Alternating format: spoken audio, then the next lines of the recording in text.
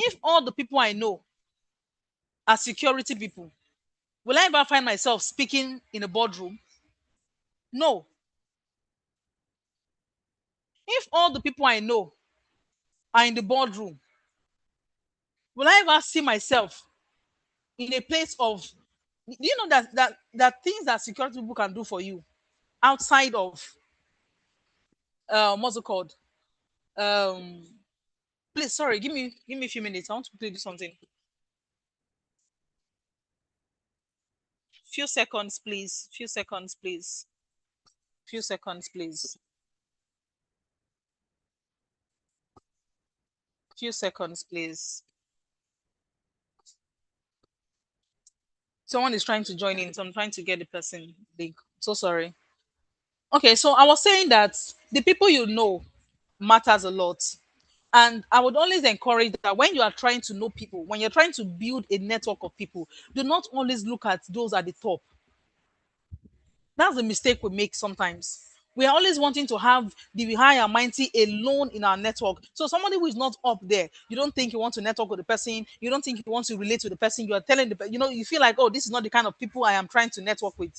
You are making a big mistake because the person who is up there today was once in that space or position that you are currently undermining.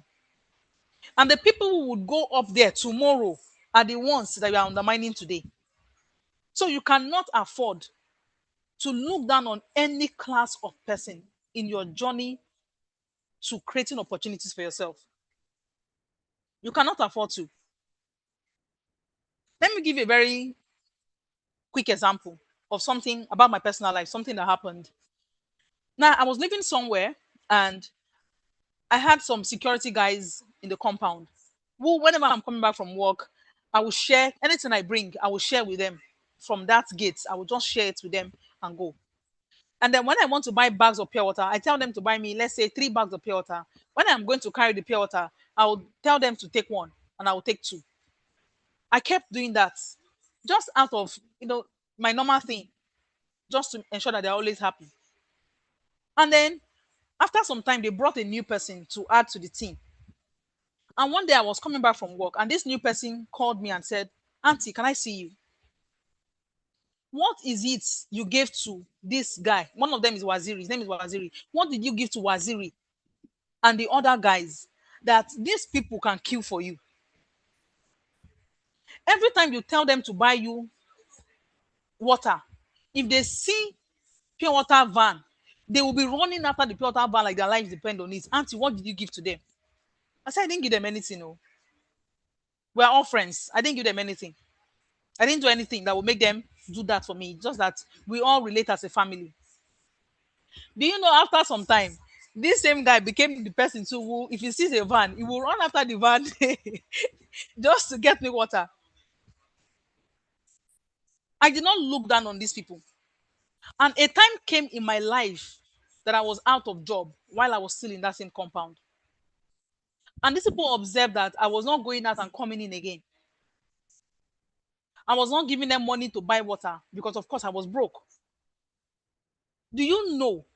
I would always share this story anytime I get the opportunity to. Do you know that these security guys, when they buy their own water, they will bring one bag to my door and say, Auntie, take. We bought water for you. How much is their salary?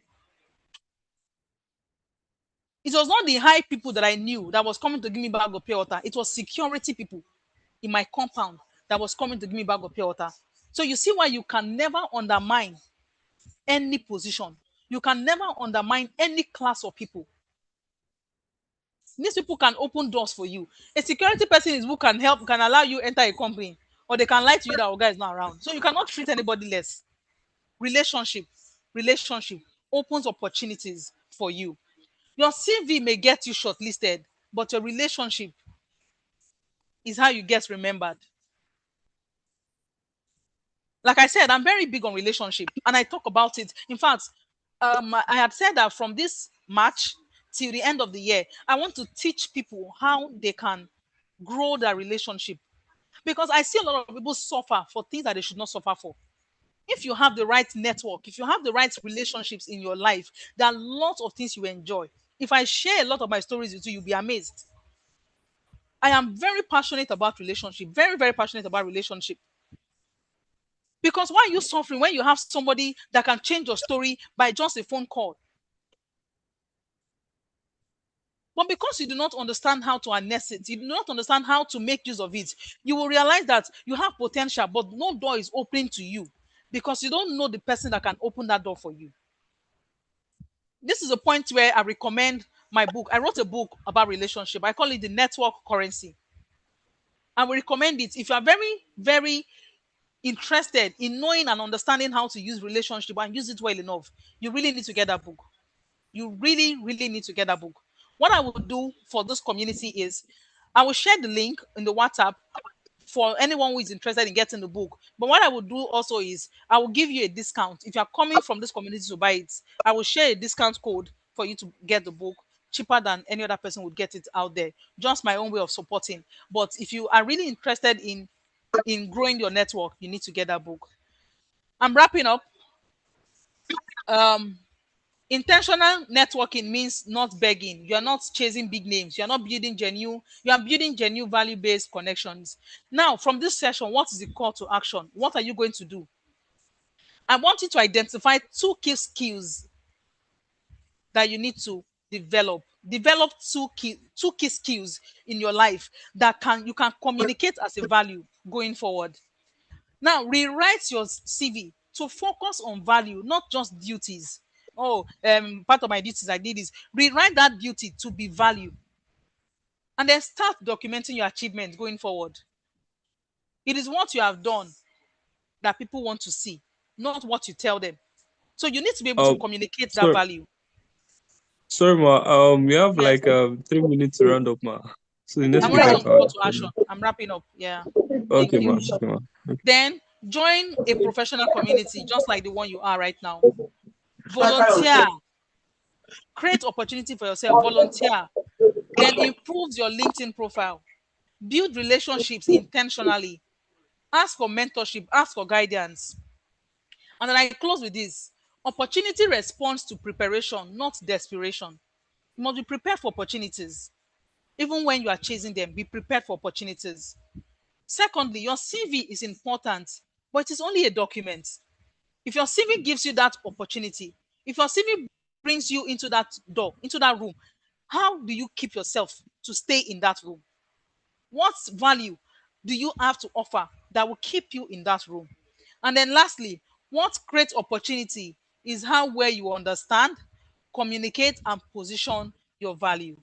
And then positioning yourself can change your story. Can change your story. So position yourself the right way. Don't just polish your CV, polish your value. And if you would like to connect with me, this is how you connect with me. On Instagram, Grow with Mo, TikTok, Grow with Mo, LinkedIn, I'm Magdalene Ologun. And on YouTube, I have a YouTube channel, Grow with Mo. Thank you very much for this opportunity. I'm very, very grateful. And I hope that someone who had joined this call and found the session valuable and transforming. Thank you once again. Well, well. Thank you Madam so Mary, much. Mary, thank you very much, Madam Mary, Magdalene. You're welcome. Thank you. Yeah, so Thank you. yeah, we've actually learned a lot, especially the fact that you've actually given us a chance to get your book, The Network Currency. We are glad for your value that you've delivered onto us. So, yeah, we're about to enter the second session. So, I think, David, you can take off from there. Thank you. Okay. Thank you so much. Thank you so much. I really appreciate taking your time, your busy schedule, and everything. Thank you so much, ma. I think we won't be able to take questions now, but till after the second session. Ma, I think you still be doing the reviewing after the second session. So Okay.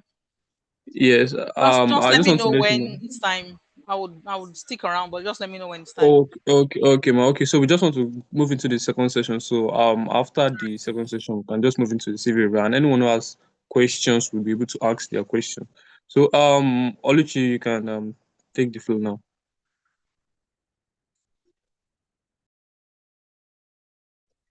All right. Thank you. Thank you, Ma, for that wonderful session again. So now we'll swiftly be proceeding to our next speaker. Wow. So I want to introduce our next speaker. And our next speaker is Nelly Kimbi. I want to read this person's bio, her bio now. Nelly Kimbi is a senior human resource leader. Nelly Kimbi is a senior human resource leader with experience across HR operations, talent management, onboarding, employee engagement, and HR analytics. She partners closely with business leaders to strengthen workforce capability and drive data-informed HR decisions that supports business performance. She holds a master's degree from the University of Lagos in an associate of the Chartered Institute of Personnel Management (ACIPM) and has a certificate in corporate sustainability and leadership from the European Business Institute. Nelly also served as a volunteer editor for the Fearless HR book, contributing to HR Thought Leadership aimed at empowering HR professionals and advancing modern people practices. With a big welcome.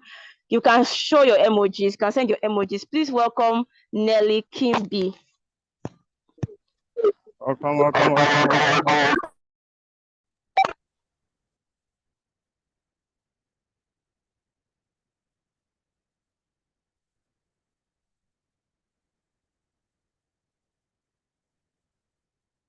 Hello, Ma. Is Nelly Kimbi here? Ma.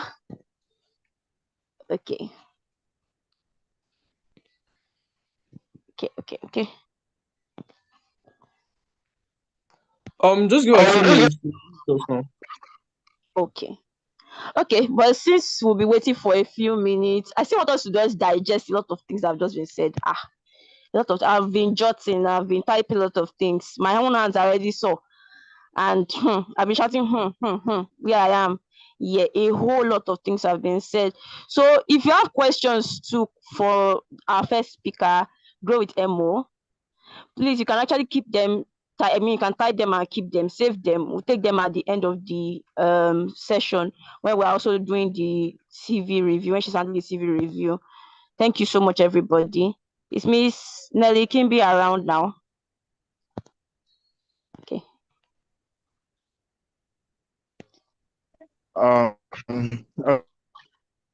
Okay, I would like to just share something. Madam Mary mentioned something regarding relationship, like cleaners, like washman, all kinds of people, right? So I want us to like take note of this, especially when you are going to interviews or going for interviews generally, job or for scholarship for So I think hello, can you hear me?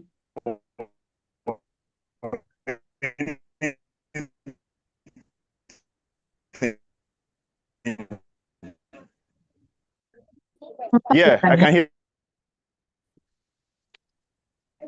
Hello, David. Kimbi is here. Oh, okay. Madam Nelly is here. Yeah, she's here now. I think she was muted okay, before. So yeah, we'll proceed from where we. Yeah. Thank you Hello, very much. everyone. Welcome. Yeah, hi. Can you hear me now? Yes, ma, we can hear you. Good morning, ma. Okay, I think it was my headset. I couldn't hear. I was speaking, but nobody could hear me. I hope I'm being heard. Yes, Hello.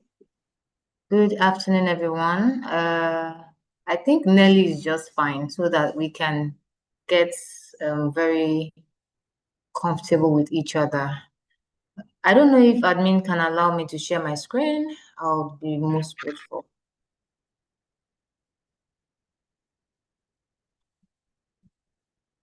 You can go ahead, Yes, ma. please. Okay, thank you. So someone else is sharing, so I'm not able to share. Mrs. Madeline, I think yours. Okay, I can share now. Please confirm you can see my screen. Please confirm you can see my screen. Yes, Yes, ma'am. ma. Okay. Same page. All right, good afternoon. It's a pleasure being here. I'm so grateful to everyone that reached out to me for this inspiring initiative. So just right at it. So the first things first, I've been asked to speak on the 90 days in office, winning as an individual, as an employee of an organization. What are the things to look out for? But firstly, I would like to thank Magdalene for that inspiring session. I actually listened in and it was quite good. Thank you so much, Magdalene. It was really, really insightful.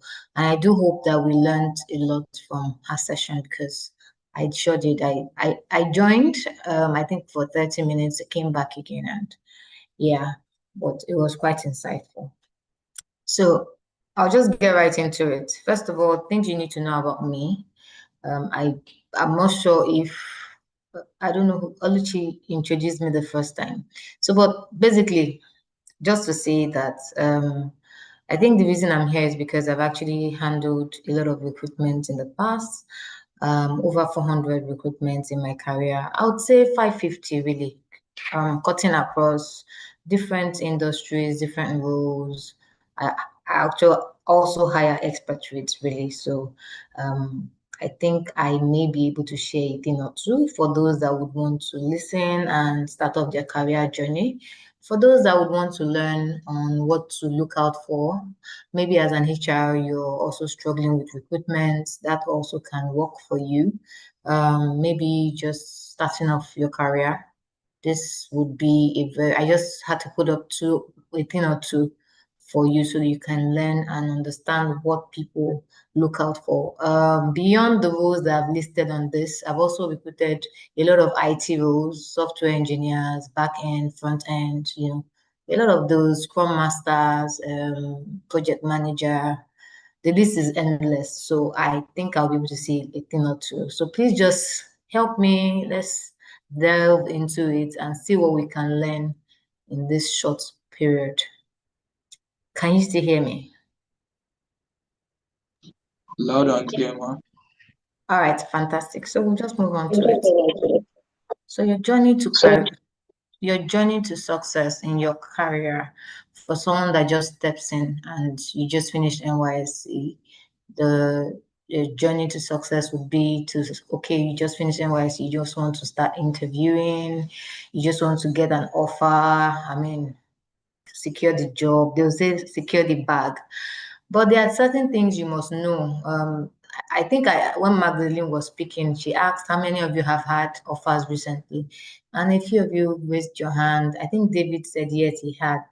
And not a lot of people. It got me thinking because securing a job is actually very simple if you understand the basics to it. They say that there's a lot of unemployment. The reason for unemployment is because we don't have a lot of seasoned people out there. And when I mean seasoned, I mean people who knows their onion. If you know your onion, you would definitely get your job. And for those that are just starting off their career, how to be in that space where you would not constantly be looking for a job. There are certain things you want to do to constantly stay on top as a top performer. And I would like to shock you that companies are willing to pay a lot just to get, top performers stay with them. They pay a lot of money to get people to stay with them who would add value to the organization. Right. So I'll just move on to the next one. The first thing you need to know is for those that are just getting up NYSA, you need to know how to tailor your CV. So a quick story: when I just finished NYSA, I had a mentor. I was opportunity to have a mentor and a pastor. So he looked through my CV and it was a lot of work back and forth. You have the opportunity of, okay, this platform, a lot of work back and forth to review my CV. He wasn't an HR professional, but he knew what to look out for. So it means that it's important to tailor your CV. If you look at the screen, this I want this to go. If you look at the screen, this CV particularly is tailored to a customer service representative. As an HR person, I personally have a problem with the professional summary. If I'm unable to remember what my professional summary is, I have no business writing it. I see a lot of people, they write a lot of grammar. You just finished NYSC. What are you doing with a lot of grammar in your professional summary? I mean, things that you have no business with, you just pile it up there, and then when you get into an interview, they're asking you, you can't even speak on one or two of the things that you've written on your CV. That's already a no-no. So for a professional, because that's the first thing I'll be looking out for. If I'm looking through your CV, the first thing that hits me, then I look at your work history. So I place this what's it called now? You can see that this guy here, Owen Glenn, he has had, I mean, quite some years of experience. From 2019 to 2023, that's about 4 years or thereabout, and it's, I mean, currently working in that capacity. So for me, I feel that your professional summary should not be too ambiguous. It shouldn't be too wordy, something you can't remember, what you stand for, what you've done, your proven record. I mean, that works for your professional summary. Now, I also see a lot of people after professional summary, the next thing they want to do is tell us the school you went to. Nobody wants to know about that. The school you went to should come at the back after work history. So we want to know what are your experience. I would also want to throw this in. I've had series of interviews where I ask you, you know, the interview question, the first thing I would ask you if you sit in front of me is, tell me about yourself. And I see a lot of people, they're telling me about the school they finished from in their primary school, their secondary school, their university. Like, my dear, you might as well just walk away. That's not what is being asked. What we want to hear is about your work history. You may just briefly mention the last school you finished from. My name is Nelly Kimby. I finished from blah, blah, blah. I studied blah, blah, blah. Then you start with your work experience.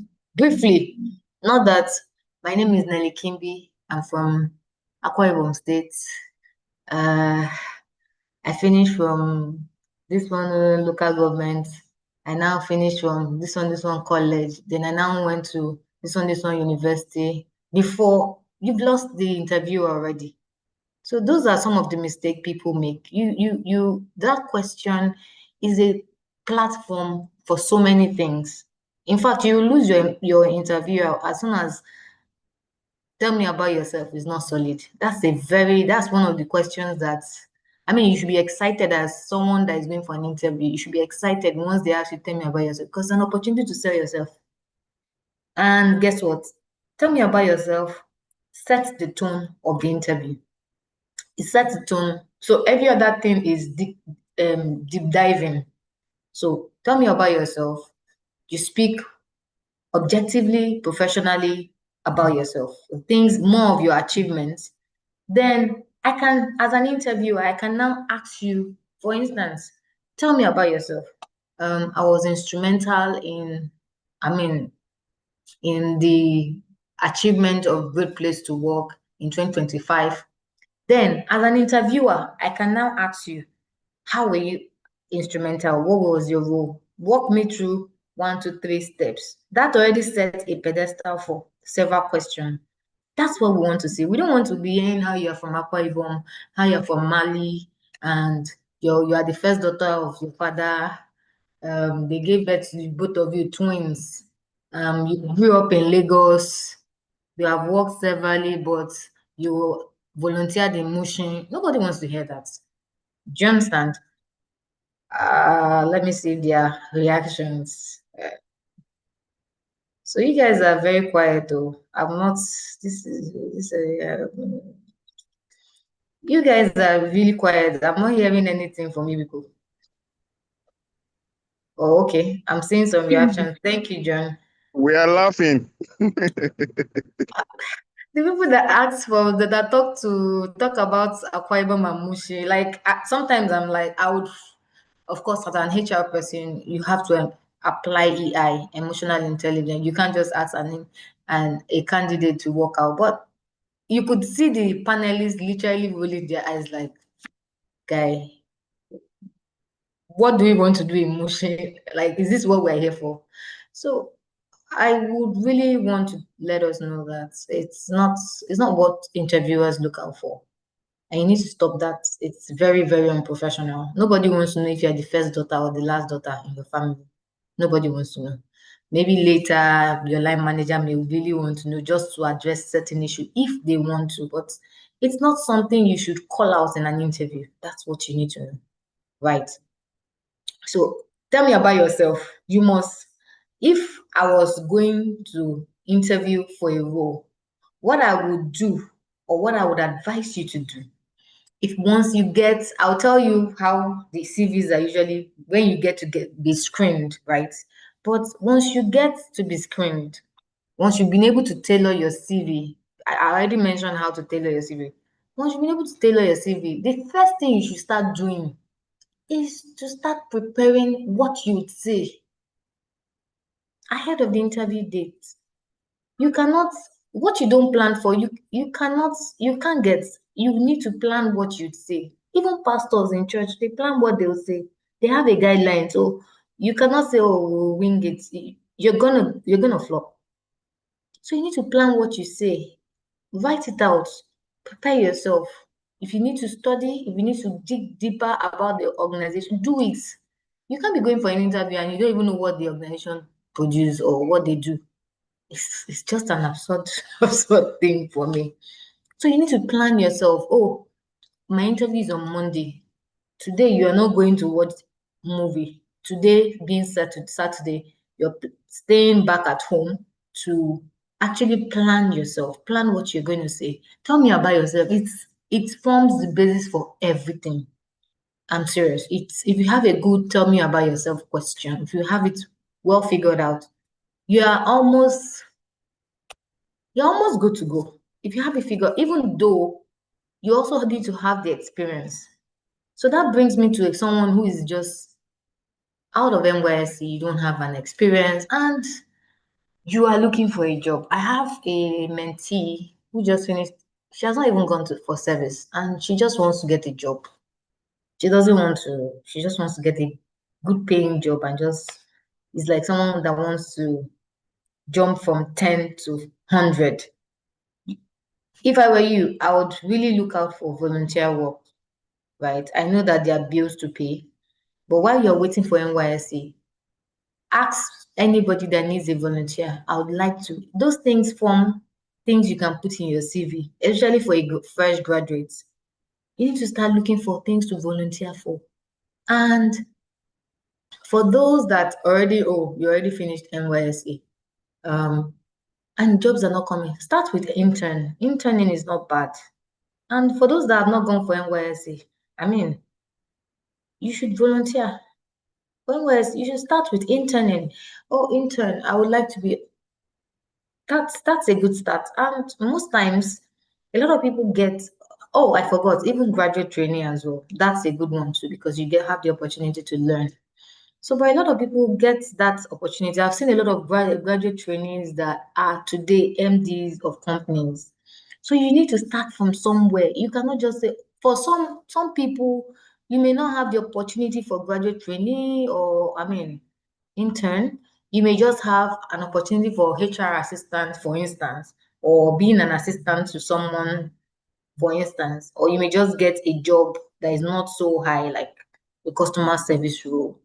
Maybe you had studied biology and you just get a customer service role. Oh, fantastic. You can build on it. You can, oh, this is not what I want. From there, you start building, right?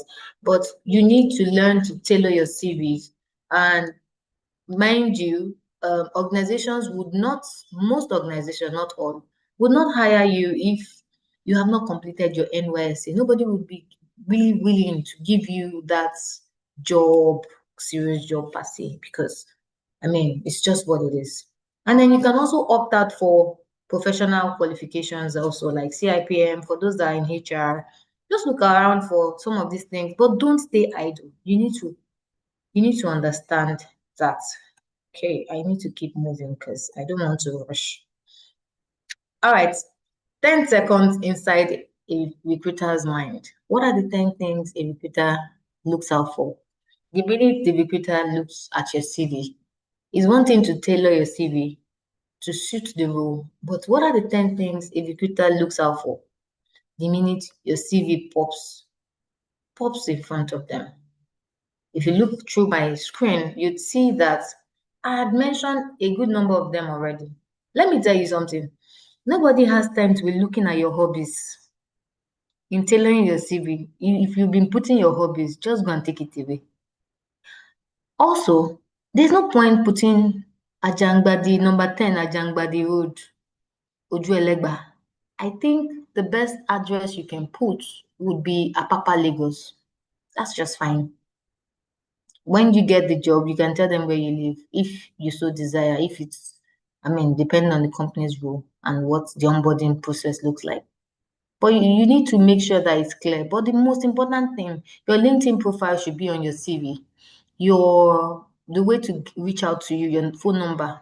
Don't put someone else's phone number on your CV, or it's a number that is not working. It's not okay. Don't put it there. Now, the other thing is what's your work history, your current role. And you need to ensure that your role aligns with what you're applying for. You cannot have had experience with customer service and be applying for quality assurance. Their organizations don't have time to be looking at your CV and be explaining and be understanding what's happening to you. A recruiter doesn't have that time because a recruiter is constantly looking at CVs. Yeah, you're middle, but it's the truth now. They are CVs. Like, we need to see a job. Just bear in mind, rest assured that 1,000 people have applied for that job. And nobody's going to sit down and be doing manually, because in this age of technology, nobody would have the time to be reviewing one by one. So there are systems that they've put in place, and those systems will only read keywords. And that's why sometimes when you apply for a job, they'll ask you, please, after you've clicked, especially on LinkedIn, they'll say, please specify how many years of experience you have on this role. Some people would lie. I wouldn't advise you to, because it's an integrity issue. So make sure that your role applies to what it is, and your career progression makes sense, so that it's just immediately. You cannot have done customer service for 2 years, then later you now do technical role for 1 year, then later you have gone to warehouse, then later you are now a delivery officer. Guy, it's not adding up, right? So please, we need to look out for that.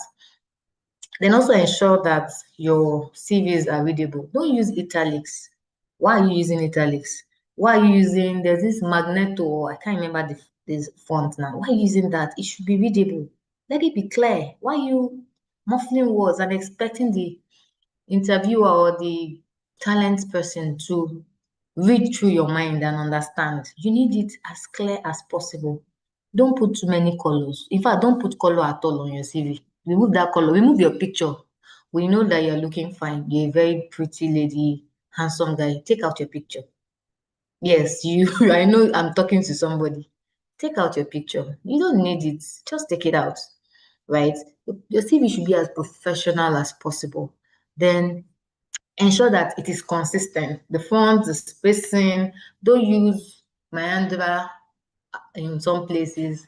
It's not even professional. And then in another place, you're using what's one of the Pilat lights, or you're using one of these fonts that you used to write. You must be consistent. You avoid clutter, avoid it as much as possible.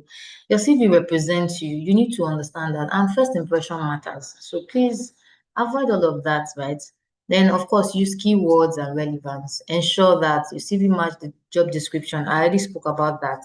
And I spoke about that with career progression as well. And ensure that you do a quick scan through your CV. Ensure that your CVs is not just, you're not just saying customer service personnel, make 100 calls every day. The job description they gave you when you resumed is the same thing you are putting on your CV. Didn't you achieve anything while you were in that company? Didn't you? You need to ensure that your CVs are more tailored to achievement. I would hire someone that has achieved a lot. I would even be like, wow, this person is hot. Then your conversation with me will now cement everything. That's the only way I would hire you. I'm not just going to be saying what I can literally Google on the internet. I'm not saying what you've done. And then some of you, I want to mention something. Some of you, when you go for interview, when they ask you, what have you done? They speak about your experience, you'll be saying, we now recruited 100 drivers. It means you did not do it. If you did not do it, do not mention it. Do not mention it. If you were part of a team, mention it as part of a team. I was part of a team. I was part of the team that achieved the recruitment of 100 drivers. Chikena, don't start saying we now moved like this. We now made it available. Once you start saying we now, I'm already looking like it means that you haven't done this thing. So those are some of the things you need to understand, both in interview and tailoring your CV. And then of course what the recruiter looks at. For me, that's some of the things I look at. So first three things the recruiter look for in a CV before shortlisting. Okay, so first of all, I'll do experience. First, I just have 10 seconds because how many CVs do I want to look at, right? I look at the qualification, the skill, the experience, career projection. I already said all of this, so we don't really need to delve in, right? I hope we are following. Let me see if anybody's saying something. Okay. Yes, ma'am, we are. Yes, so come on, Yes, June. ma'am, we're following. They should take it out, please. That is always very annoying. And it's always the Akwa Ibom people. Sorry, I don't have anything against Akwa Ibom people, but they're always so quick to tell you where they're from. Don't say it in an interview. It's okay. You guys you have rich culture. We love you, but leave it alone, right? Just leave it. Let's delve into what's works. So there's something called ATS. And the earlier you understand what an ATS means, the better for you as someone who is looking for a job. Now, I told you I wouldn't have time to be reviewing all the CVs because we have technology now. So there won't really be so much time to do all of that. And so we have the technologies we need. And ATS is what we use, especially for the HR team. That's the applicant tracking system. There are different ATS, different they are, right? Different software, I mean, it still falls under the family of ATS. Different software, different companies have come up with different things. But if you look at the screen on the diagram on the screen, you'd see that if you look through here, if you look at my cursor, this is where it all starts from. The minute I post a job, I receive 1,000 resumes. Am I going to be sitting down and be looking at 1,000 resumes? Obviously not. It's going to cause burnout, right? So what I'm going to do, if you see this funnel is the ATS. ATS, what ATS does for me is what I need to do as an HR person. Enter the specific skills I need, specific keyword, format check, and the experience level is already programmed. So any CV in this funnel you've applied, as long as your CV does not match most of this, of course, I'll put how many percentage of this and that. You would most likely not be shortlisted. So you see that out of 1,900 is rejected, only 100. This is even nice. Sometimes it's just 20, right? It just shows you that the employment world or the hiring world or the talent world is quite competitive, right? So you need to stay on top. You need to stay on top. So this 100 is where I get to review. And of course, as a recruiter, I'm not going to sit down on 100 CVs. Even though ATS has done the first part, I'm not going to sit down with 100 CVs. It's a lot of time. So I'm looking out for certain specific things. And how do you know keywords? I'll show you. I'll show you briefly. Understanding ATS, still on understanding ATS. So what I already mentioned some of these things, large volume of application, filters, candidates based on keyword, rank CVs based on job requirements. So if your CV is not ATS friendly, it may never reach the recruiter. So, and guess what? The ATS is also commanded to send you, we are sorry, unfortunately. So some of you think, oh, it's Nelly Kimbi that is so nice to send me sorry. In this age and time, nobody has, there is already programmed. So if it doesn't meet up to expectation, just send it to you. And some of you feel so bad, and the rest is the case. So, but thank God you're in this class. So you just learn some certain things. Now, how to make your CV ATS friendly? The first thing, use keyword from the job description. You look at the job description. Some of you don't look at job description. If a recruiter has sent something, it means the recruiter is looking for something. It looks like when you go to the market. Picture it as when you go to the market. You want to buy a black dress. You tell the vendor, I want a black dress. A black dress with shiny stone, with glittery stone, touch of red. Just put up that design. You need to work with what the buyer has said he or she wants. Don't just see some of us. Let me tell you, I used to make this mistake. You just go, you see the job title, you just go straight down to email address. How many of you have done it? I know a lot of us do it. So in my early days in my career, I used to do it. I just go to the email address where I have to send my CV, and that's all. Let me get reactions. I want to hear from you, in fact. Let me hear. I'm sure a lot of us do it. Anybody wants to speak on that?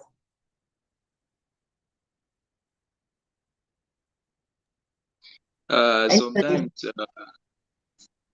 Yeah. Go ahead. Please go ahead if you're speaking. I I used think to do I think so. sometimes what I usually do sometimes also is I'll just copy the whole description and paste it on ChatGPT just to give me the key things that I need.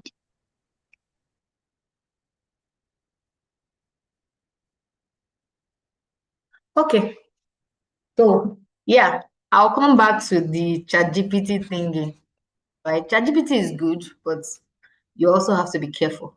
So, but a lot of people I know just go straight down to they just go straight down to where the email address is. Copy the email address, go to the email, put their CV, and just use ChatGPT to write the cover letter, and everywhere is looking very blurry or whatever. It doesn't work that way. You need to go through the job description and understand what the person will be doing, what is exactly the person is looking out for, the recruiter is looking out for, the keywords. So you now go back to your CV and try to tailor your CV based on the keywords you've seen on the job description. Let me tell you, when I mean tailor, I'm not saying go and lie. Say, for instance, you are applying for customer service role. Yeah, I'm just using maybe an HR. Let's use HR officer role. Excuse me. And the job description says they need someone with 3 years experience. You don't have 3 years experience, please. If you do, proceed, but it doesn't end you the job. 3 years experience, someone that has experience, 3 years managerial role in A, B, C, D, E, F, G, H, and you only have 1 year or less than 1 year managerial role, 8 years will not pick you. I'm serious. But let's say for someone that has not done anything, maybe just finished, fresh graduate, it's okay. We need a fresh graduate. You also need to be sure you are applying for the kind of experience you already have. We need someone that just finished school, graduated from microbiology, and is let me see. Let me give me an example. I can't think of anything right now. Maybe just someone that's, yeah, I got it. Someone that has Microsoft Excel skill. And on your CV, nothing concern you with Microsoft Excel. You don't have it. You need to go back and tweak your CV. And you already have the experience. I'm not asking you to lie. You have Microsoft Excel skill. Then you go back and put it there. Maybe you must have missed it, or they are looking for someone with strong PowerPoint skill. You go back there and put it. And let me say this: if you don't have Microsoft skill, please, if you're just graduating from school, go and stop watching what's this thing called? Sarah's File, or what's those movies? Stop watching Netflix. Go and spend some time with either YouTube. There are short courses you can take.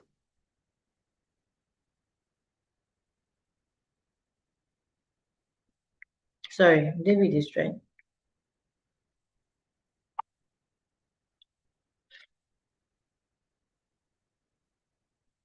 Sorry, please.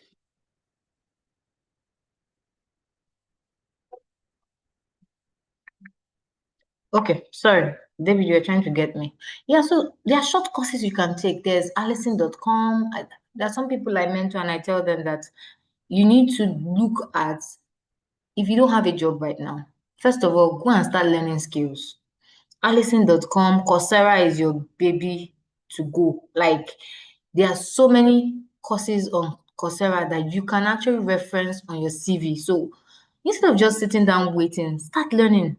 There are so many of those sites, so many. Udemy, pay for it, 8,000 or 7,000. It costs nothing, right? Start learning it so you can include it in your CV. Because recruiters will look out for, okay, you've not had a job for quite some time. So what have you done with your time? And when you finally land the job, nobody wants to hire someone that would come and be learning. You may sort of brush up, right? And have experience in some regard, but not someone that is like a 0%. So you need to start preparing for the job before you get the job. Very important. So, but I've digressed a little. Let me just move on with the CVs for ATS, making your CVs ATS friendly. Now, the second one is avoid complex graphics and tables. Very important. You don't need plenty tables on your CV. I think that is quite absurd.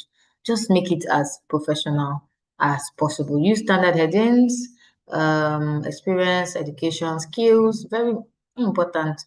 Don't say things like what I know how to do. Instead of you to put skills, you say what I know how to do. Then instead of putting education, you say things like where I graduated from as your heading. Very wrong. ATS speaks some of those things. My work experience, or you say my experience. You don't need that, right? Save your CV in Word or PDF format, right? And the way you save your CV also matters. Don't save your CV as I must make it in Jesus' name CV. Just use your name. And for some of the CVs, David, I don't know if I would have some time to look for us to review one or two CVs in this class. It would be nice to look at it and give feedback.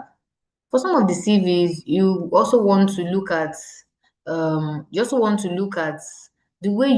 format, the way you write your first name, second name, some of those things. Just keep it simple. We know your name is Mbe Chinyeremo Gagozie. Your name is very long. Just put it as simple as possible. And you also don't want to bear a particular name on your CV and a different name on LinkedIn, because recruiters go as far as LinkedIn to check your name on LinkedIn, except you are not actively searching for a job, which I don't even advise. But as long as you are in the market, just put your name as it is on your CV, because somebody may just be referring you for something even while you're not looking. And who knows, it may just be a big opportunity. So keep it simple, right? Because ATS is the first gatekeeper before the recruiter itself. Yeah. So now, what to do in the interview room? Before this, I would like to take some questions. So, do you have anything you'd want to ask based on what we spoke about? Just looking through all of it. So, do you have questions? Anybody? If you do, just unmute and ask your question. I like to take feedback. I feel like we've said a lot already, and I just want to be sure that We are together. Yeah, I see you, Salami Faith. I see you, Chinyere. Yeah, let me murder your name. I see you guys. Thank you for the love. Please, I need questions. Don't just laugh. I need you to ask questions because it tells me that you learned something and I'm actually adding value. Okay, Ayomide, thank you. Please ask your question. Okay, so for cases like where they don't really mention a clear kind of skills that they are looking for, what exactly do you think we should do in these particular cases? Okay, I'm trying to understand. This I need to understand what you mean Okay, by Okay. What he said is if there is a job and the job description is not clear, like the role is not clear, what can he do about it? Okay, so I really doubt if there's a serious recruiter that would not put a job description. Because in putting a job description, you give a clear direction to what you want. It also means that if they do not put a job description, for me, I would not apply, and I'll tell you why. If you have a job description which you're using to run a recruitment, it means that you've done job analysis and you've evaluated that role. And for any standard organization, you should have a job description as part of your requirements for posting a role in the first place. You know, there are several things that you'd see after the job descriptions comes with the deadline when maybe the role cannot be endlessly hiring. Then that's also a red flag. It means that it may also mean that people are jackpying from that place. So as much as you're looking for a job, you also want to find a job where you'd have peace of mind. Job companies that are always hiring every AK market day, look out for those too, because there may also be a cultural problem. Not necessarily all the time, but sometimes there may also be a cultural problem. Every time there's always a job there, like every month, if they are not new, if they are not just starting off operation, if they've been in that operation for long, like every week, every month, they are always in your face recruiting for one role or the other, then it comes to mind like, what's happening? I know a company every week. Then I reached out and I found out that, well, it may not be the case for everything. There's no one size fit all, but I'm saying to you that don't apply if you don't have a clear job description. It means that you don't have a goal or what the company is looking at. You know, for some people, they go the extra mile of putting exactly how much. While I'm not of the opinion, but it also saves time sometimes, right? So please don't, and the location must be clear. So how do you post a job? Without job description, no location, nothing, just an email address you should throw in or a link. That's not, it doesn't make sense. And chances are they may just be looking for ways for people to follow their LinkedIn page or just to use you as to test run something that they are just building or something. But I don't really subscribe to not having a job description. You should give me clarity to what you're looking at. So yeah, I hope I was able to answer your question. Yes, ma. Thank you very much, ma. Yeah. Oluchi, you have the floor. Thank you, ma. I have two questions. My Please first go ahead. question, yes, ma'am. My first question would be, you did not. I don't know if it's part of a CV, but some people have told me that there's no need to put reference in the CV. But then some people will apply for that, they'll put reference available on demand, and then some people will now say that statement is not good. So is reference very, very important as part of the headings of a CV? Then also, is Wait, the wait, second, wait, wait, wait, wait. Let's answer the first one so that I won't miss out. First of all, why do you want to put reference? uh maybe to show that you are authentic, I'm authentic, and I am what I say I am and who I say I am. Okay, so why do you still ask for reference when you've landed the job? No, I've not landed the job, it's part of my CV. there's just a section in my CV that says reference. So except they're asking you for reference, which is not the case, which is not always the case. Nobody looks out for your reference. Nobody Okay, ma. looks out for. I don't even. I don't see it. And if you put it there, I'm always like, what's going on? So except is extreme. You need to take out so many things from. There's so many things you take out from your CV. It's not everything that has to be on your CV. A good example is I love volleyball. Why are you putting your referee's name and phone number on your CV? What do you want to achieve? When actually, when I'm onboarding you, I will still ask you for reference.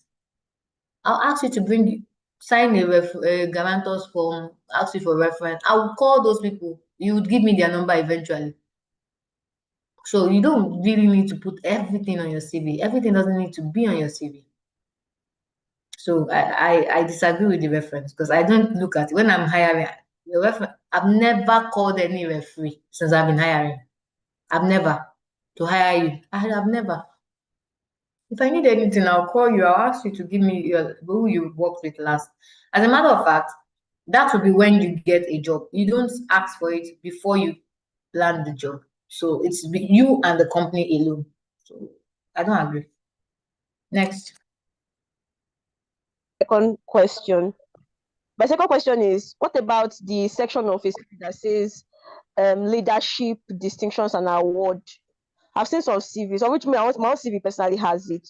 Some people say it's very important that it shows statistics or things that you actually have done certain things, you have contributed significantly. So is that part of a CV? Is it important to HR managers? Yes, absolutely. It is.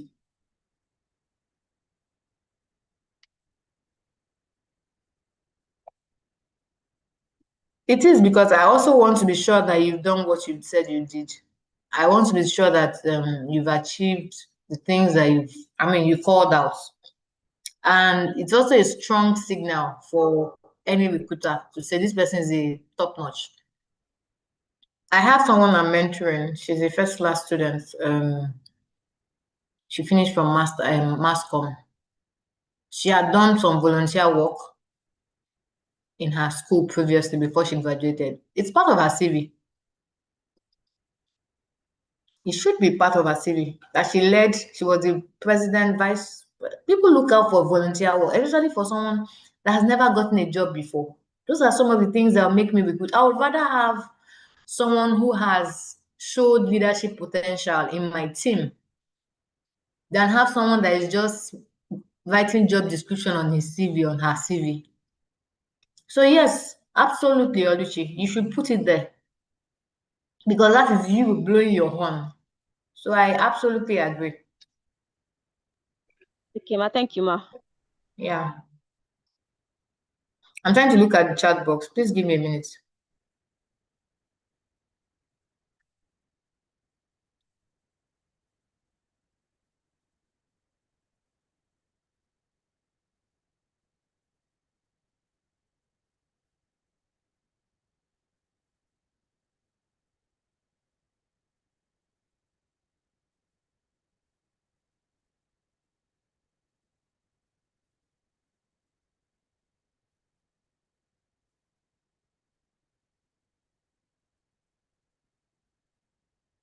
I don't advise you use ChatGPT to prepare a CV. If you want to use it, you would still need to read it and understand what exactly you need to do.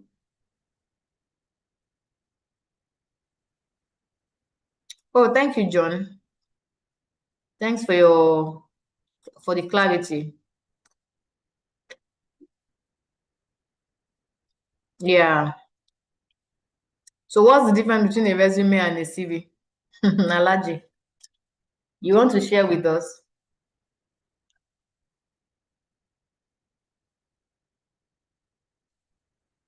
Hmm? Am I being heard? You guys have stopped hearing me. No, we can hear you, man. We can hear you. Yes, ma'am, we can hear you, ma'am. Oh yeah, you raised the topic. So what's the difference? Yeah, thank you, Nelly. I feel like, yeah, most times these documents are, confused with one another. And most times when we talk about these documents, we use the same word interchangeably, we just say resume and CV. So sometimes when you're telling people to tailor to a job description, basically what you're saying in that aspect is a resume. It's resumes that you tailor a particular job description or a role or something like that, because they are short, tailored versions of everything that you are. You're trying to now cut out a piece of that and put it to a specific job description. A CV is the entirety of everything. This is where you keep all the information. So basically, you go for a training, you go for a conference, you published a paper, you wrote a book, whatever. All of that, as you go on in life, you have all of that in a CV, right? So that you have a full scope of everything that you've been doing with your life. As you achieve them, you put them down. But when there's an opportunity that arises, the other time the speaker was talking about potential and opportunities. So you know everything, you know your potential, you know the level of skills, you know the level of experience and everything that you've been doing all of with your life. But then now there's an opportunity. You now need to go back into that box and say, okay, here are the things that fit into this particular opportunity that I can use to pursue this particular opportunity. And that becomes your resume, short, straightforward, tailored to a particular job description. So there are two different documents. So most times we try to use them interchangeably. I hope that I've been able to explain that. Thank you. Okay. Thank you. Thank you so much, Alaji. Now, I want to ask a question. For someone that just left, okay, let me give you, no, let me put it this way. Alaji, do you care to share your years of experience?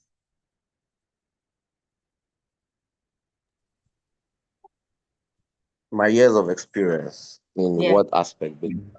I have work, experience in work things. experience, work experience. You want to know, like, Entirety. I don't want to know about the career progression, just work experience. I've been 10 years in the career space. Spent 10 Okay, years in IT space. Yeah. fantastic. So would you say you should have a resume or a CV in applying for a job? Depends on what job I'm applying for. You see, that's the thing. For example, I just started growing another phase of my career, which is leadership and management. I just started growing that 2 years ago, right? I've been in the technical space for years. I've been in a lot of data analysis, a lot of communication or policy and all of that. I've been doing that for years. So if you ask for that, I'll give you a 6 years, 7 years plus of experience resume. But if you're asking me for leadership and management, I'll give you a 2 years experience resume. So they're different things. Okay, so that we don't box ourselves into the corner. The first thing we need to understand, thank you so much, Alaji. Thank you for your insights. It was quite good. And the difference between resume and CV was fantastic. It was very accurate. And so that we don't box ourselves into a corner, if you just finished from the university and you just finished NYSC, what you should be giving is a resume. You have no business giving me a 5-pager, 3-pager. Max should be 1 page. If you give me more than one, I'll start looking at you with, I'll probably most likely just bring your CV. By the, excuse me, by the time your CV gets to this place, let me shut this down so that I can see properly. Okay, by the time your CV gets to the output and gets to me for human review, I'm going to take it out no matter the kind of keyword you have, because you have no business having a 2-page, a 5-page, which is one of the things I think I missed out initially. And thank you again for calling my attention. You have no business having a 5-page if you have not really had work experience. 2 years experience, 3 years experience, 5 years, 1 page, 1 page. The shorter it is, the better, right? And if you must have more than 1 page, it shouldn't exceed 2. When you are entering a director role, a 3-page max. But to have a CV or a resume, and I mean, if you have a resume, you should be looking at a specific role, like Alaji had said, right? But if you're going to be looking at a role, a much senior role, you should have a CV. There's no two ways to it. If I'm going to hire a C-suite, I would be looking for a CV, not a resume. Whether you want to tailor it or not, because I want to see your achievements. I want to see your leadership capability. So I'll be looking out for a CV, really. So I hope I was able to clear that out, right? And for Chinye, who said that she has, was it Chinye or Oluchi, sorry, that said that she has some volunteer experience. You can put it there, but you need to summarize it. As a fresh graduate, you cannot put everything in there. You cannot put everything like everything. You need to summarize it. That is why there's another level to it, interview, right? So you need to know how to summarize it in such a way that it is not cumbersome. Again, interviewers don't have the time to, or rather recruiters don't have the time to screen and sit on one CV reading from page to page. Nobody is going to do that. So it's important that we know that for a fact. I hope that was good enough. So moving on.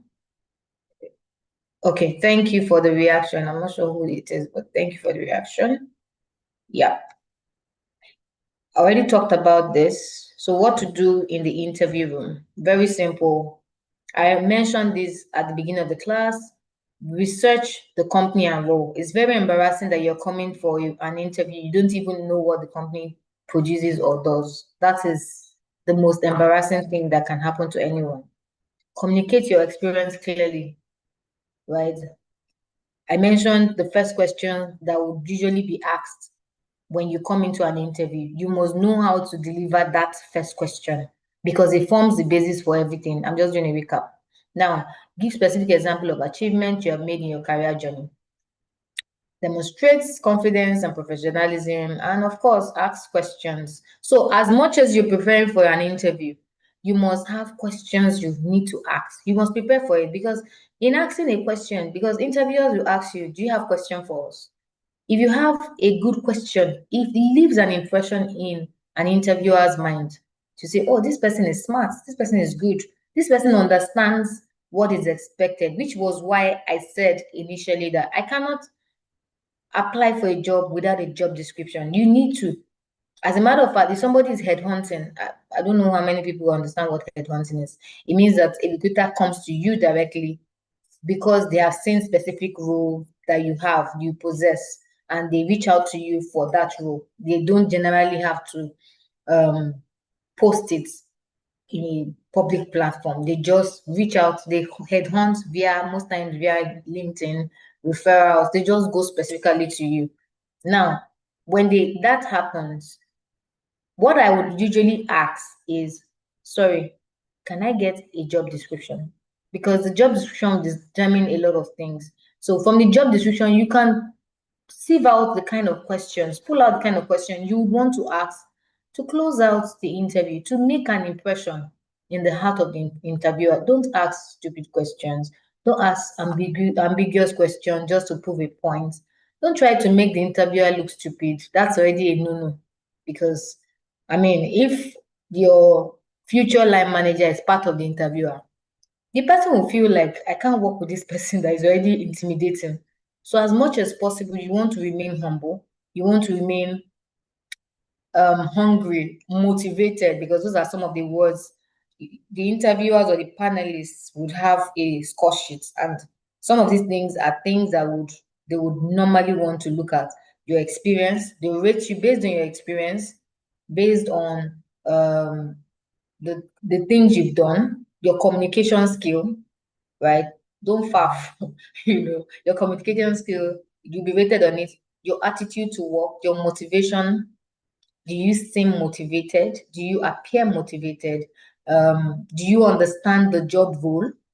your understanding of the job, your teamwork, because they will ask you questions around teamwork. Some people just like to do things on their own. You don't bring it to a work environment. You need to learn to solve problems as a team. Your professionalism, your outlook, how you dress also matters, So some of these things, and don't of course don't wear clothes that looks like you're from India, for instance. Because you're from India, you have to wear green and red and white inner, green trouser. Everywhere is just the color is just blocking. Wear subtle colors like sky blue, black, white. Those are, very subtle colors for interviews. You don't need to show us you can color block, I'm just talking about tips, right? And your competence is also key to the role. Years of experience, of course. And very importantly, employers prefer to know what how fits your core value, your competence in terms of your core value. Some people go as far as holding psychometric tests. You can Google up psychometric tests just to be sure that you're culturally fit for the role. They'll ask you some questions, maybe a pre-test before the main interview. You should be able to.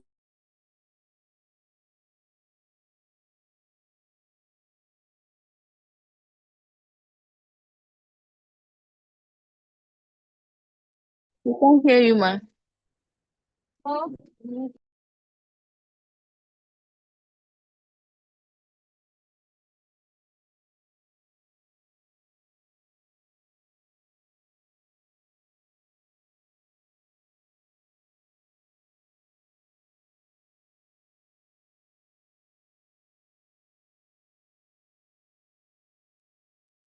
Sorry, I was logged out.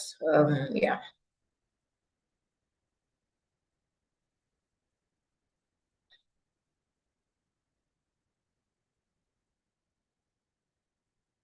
Okay.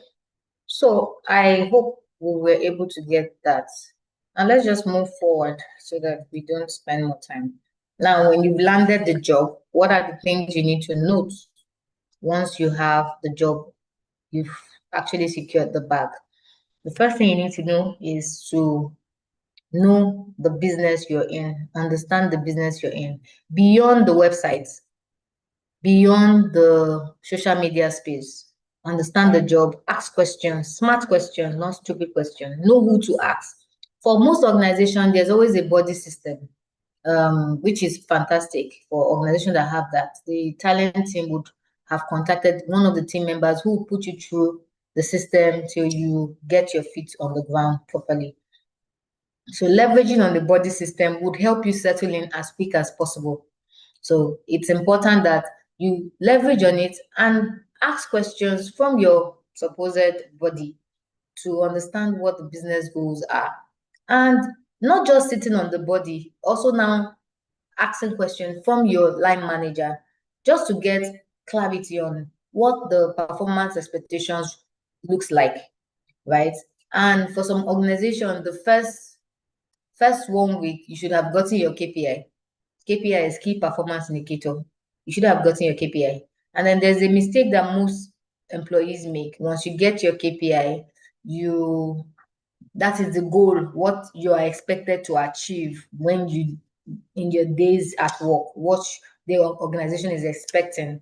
Most times your KPI is always aligned with what the business goal is at the end of the day. Now, when you get your KPI, there's a mistake most employees make, and that also makes them not achieve as much as they should. What I would always advise people, look through what the KPIs are. You'd have the success measure and you have the weightings. The success measures and the weightings will tell you which of the KPIs or the goals are important, very important to the organization. Meanwhile, it doesn't also mean that other goals are not important, but it just shows you that this is the heart of the business.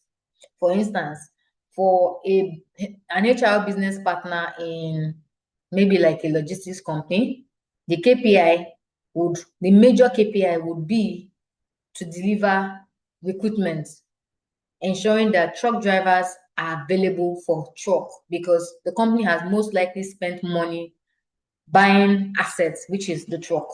So, and maybe the revenue comes from the assets, the truck that has been purchased. So you see what the heart of the business is. And as a professional, to be on top of your job, you need to understand that in achieving what is the heart of the business, you're already a top performance.